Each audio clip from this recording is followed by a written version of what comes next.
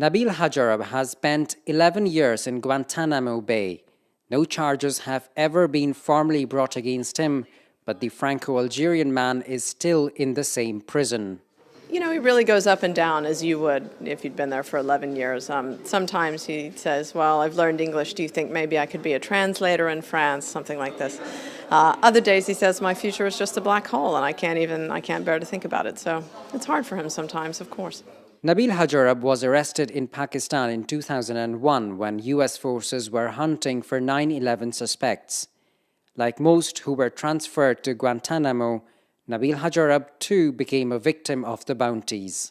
The U.S. didn't have a lot of intelligence in Pakistan and Afghanistan after 9/11. And so instead of doing the hard legwork, what they did was just offer bounties for prisoners. And poor people in those regions often, because it was a lot of money, sold people who were outsiders to the United States. And so en masse, people were swept up and ended up in Guantanamo. And some of them, like Nabil, are there many years later. He has written over a dozen letters to various French leaders, including to former President Nicolas Sarkozy, but there has been no response.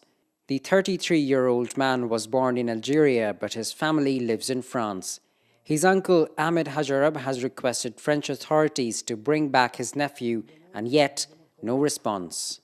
France has signed the International Pact of Civil and Political Rights. France has signed the European Convention on Human Rights and Fundamental Liberties, and these two charts recognize the right to privacy and family.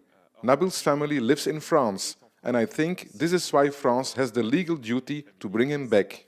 It's also very difficult to continue to try to explain to Ahmed something which actually is inexplicable. You know, all he says is, but he's innocent. I don't understand how the Americans, a great nation like the Americans, can do this. And you know, it's very difficult to have a logical answer to that because it is pretty illogical.